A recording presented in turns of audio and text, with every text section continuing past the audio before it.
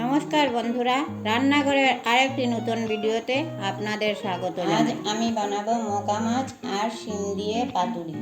এখানে পাতুরি বানানোর জন্য আমি নিয়েছি 200 গ্রাম মোকা মাছ, 100 গ্রাম শিম, টমেটো কুচি, ধনেপাতা কুচি, পেঁয়াজ কুচি আর একটা আস্ত রসুনকে কুচি করে কেটে নিয়েছি। আর নিয়েছি 4টা আস্ত কাঁচা লঙ্কা। পাতুরি বানানোর জন্য এখন আমি মাছের মধ্যে মশলা দিয়ে দিচ্ছি। বড় চামচের হাফ চামচ হলুদ গুঁড়ো, হাফ চামচ লঙ্কা গুঁড়ো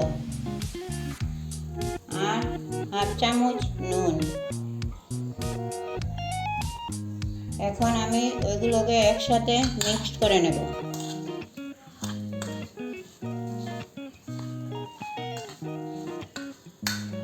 খুব ভালো করে মিক্সড করে নিতে হবে। প্রথমে আমি মাছগুলোকে ভালো করে ভেজে নেব।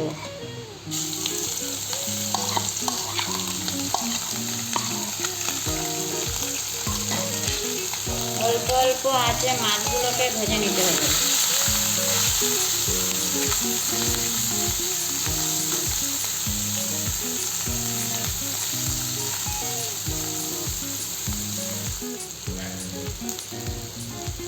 মাছ আমার ভাজা হয়ে গেছে, এখন আমি মাছগুলোকে নামিয়ে নেব।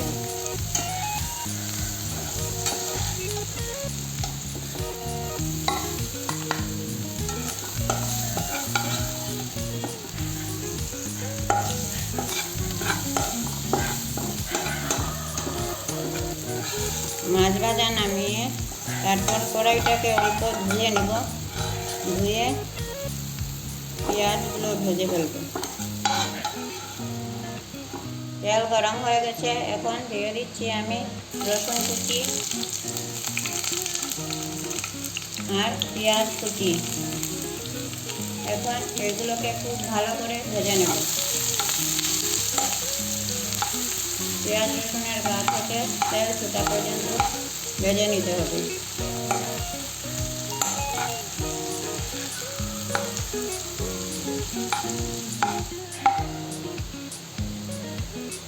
পেঁয়াজ রসুন আমি লাল করে ভেজে নিয়েছি। এখন আমি দিয়ে দিব ওইগুলোতে আবারও কিছু মশলা। হাফ চামচ থেকেও কম হলুদ গুঁড়ো, লঙ্কা গুঁড়ো আর হাফ চামচ নুন। আপনারা আপনাদের স্বাদ মতো নুন লঙ্কা এগুলো দেবেন। তারপর ভালো করে ভেজে নেব।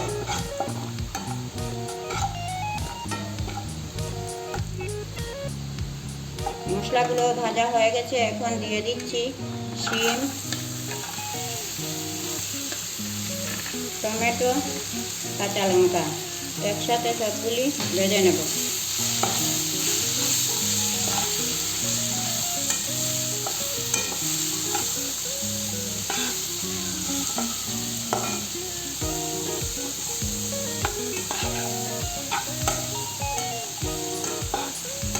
আপনাদের যদি এই রেসিপিটি ভালো লেগে থাকে আপনারাও বাড়িতে বানিয়ে খেয়ে দেখবেন আর কমেন্টে আমাকে জানাবেন কীরকম হয়েছে।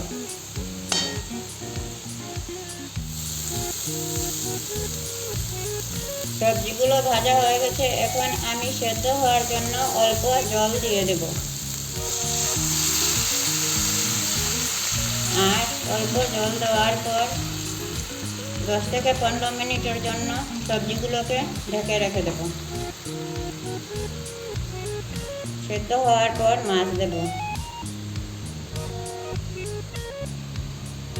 শিম পাতুরির শিম এখন সিদ্ধ হয়ে গেছে, আমি মাছগুলোকে দিয়ে দেব।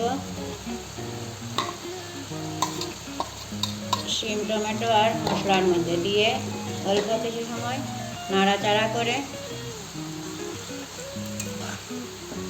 রেখে দেব। আর এখন দিয়ে দেব ধনেপাতা। ধনেপাতার কুচি দিয়ে কিছু সময় নাড়িয়ে চাড়িয়ে তারপর নামিয়ে নেব। আপনাদের যদি আমার এই রেসিপি ভালো লেগে থাকে তাহলে লাইক, শেয়ার, কমেন্ট করতে ভুলবেন না।